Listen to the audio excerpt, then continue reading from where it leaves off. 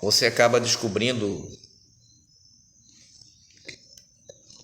que na vida daqueles que buscam a presença de Deus, nós estamos vivendo sobre temas diferenciados, estamos vivendo na nossa vida espiritual muitas coisas que vão acontecendo dinamicamente, e se nós não pararmos como pregadores, como propagadores da palavra de Deus, não somente para evangelizar as pessoas, mas também para cuidar, para doutriná-las, para ensiná-las e alertá-las.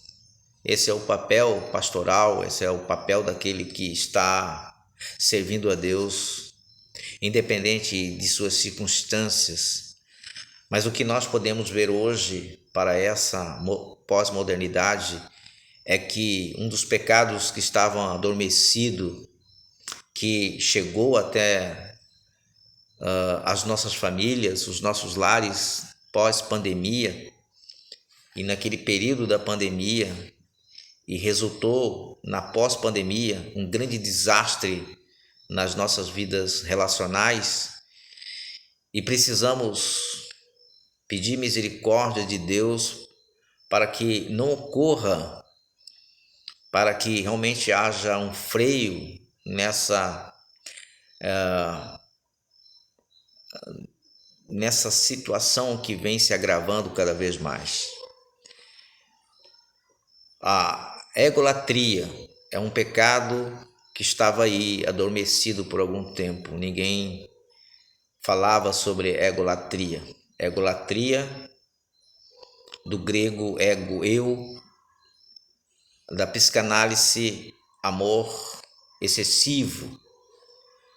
Idolatria bíblica é algo que você substitui por Deus, por Jesus Cristo. A egolatria é a coisa ainda um pouco mais séria, porque é o ato de se idolatrar a si mesmo. E muitas vezes ocorre isso imperceptivelmente. Nós temos que entender que nós somos atacados, nós somos bombardeados diariamente.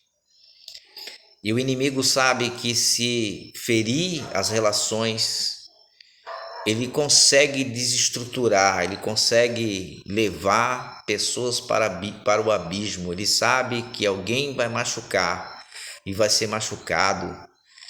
E um coração ferido, uma mente doentia, leva as pessoas a cometerem muitas coisas. Se você olhar para o mundo aí fora, as notícias sobre separações, feminicídios e tantas barbaridades que está acontecendo nas relações, porque o diabo lançou com muita força e armando para os casais, principalmente os que não estão tão firmes, após pandemia, os resultados estão aí e eles não negam a realidade. Nós temos nas nossas igrejas que eu falo é o meio evangélico, muito mais separações, muito mais destruição, vamos dizer assim, pela força do inimigo,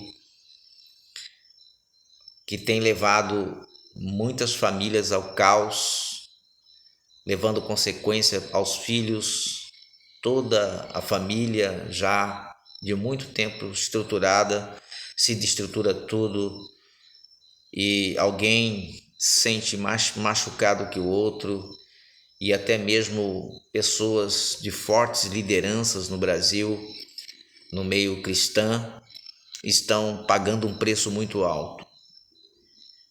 E estamos sempre querendo justificar algo que é injustificável diante de Deus. O casamento se tornou muito cansativo.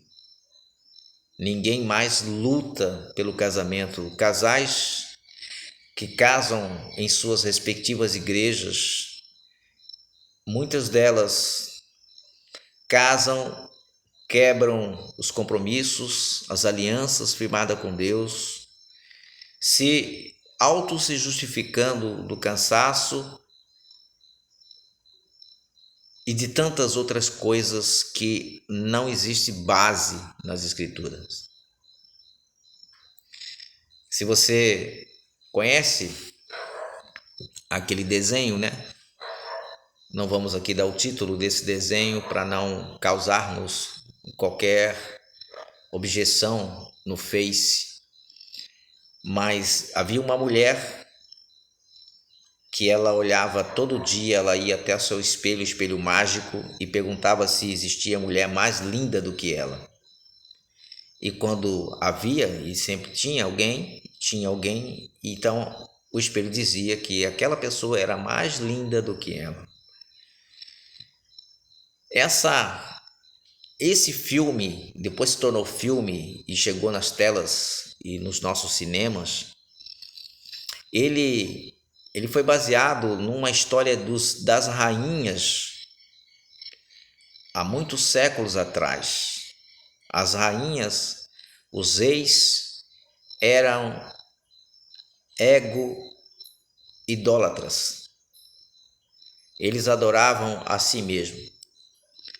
O inimigo achou uma forma de desestruturar o casamento, de dissimificar o casamento. Foi através da egolatria. As nossas mulheres no Brasil estão sendo vítimas da egolatria. Os exageros dos salões, da beleza, da autossuficiência, de pensar que pode viver sem o esposo, ainda mais com uma idade avançada, muitas delas. Os casamentos, os desmanches dos casamentos estão na faixa etária de 30 a 60 anos, com mais evidência de separação. Quando a pesquisa apontava para 85% dessas mulheres antes da pandemia de voltarem aos seus cônjuges, passou de 38% a 42% das mulheres que ainda voltam aos seus casamentos. Você vê que há uma modificação mortífera na vida dos casais e casais evangélicos. Nós temos que entender que o casamento precisa ser sempre a três: Jesus. E nós não estamos aqui generalizando, mas o ponto crucial da separação é quando não há uma experiência voltada para Jesus.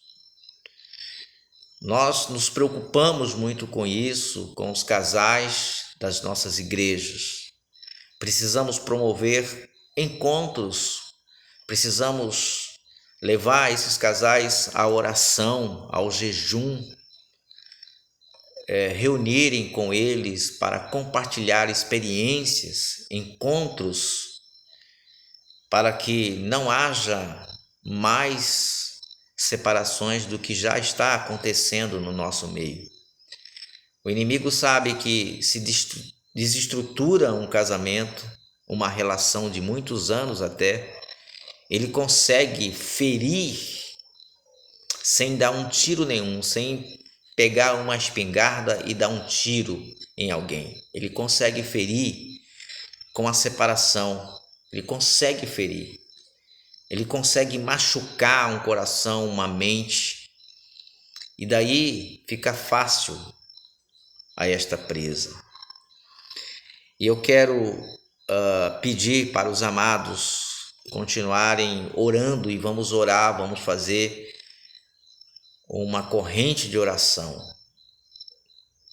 Estamos sendo afetados por Satanás. O inimigo de nossas almas tem entrado no nosso redil e tem promovido o pecado da egolatria. E muitas mulheres e muitos homens que têm optado para a separação não sabem a consequência por não ter o temor de Deus, por não ter uma experiência com Jesus, e acabam cometendo coisas realmente terríveis, e uma delas é separar, é cometer a separação. Eu não estou dizendo que a egolatria acontece em todos os casais, mas eu estou dizendo que a egolatria era um pecado que estava adormecido, está voltando, está vindo com muita força, porque o inimigo está resgatando esse pecado, está lançando sobre os nossos casais. O Senhor continue nos abençoando, nos dando força para termos essa resistência em Cristo, para não sermos vítimas futuras dessa armadilha satânica que está no nosso meio, infelizmente. Em nome de Jesus, somos mais que vencedores em Cristo. Ele, sim, pode reconstruir. Ele pode nos dar condições para reconstruir. Só Ele pode mudar. E nós estamos orando para que isso aconteça na vida de muitos casais. Que o Senhor venha restaurar em nome de Jesus. Amém.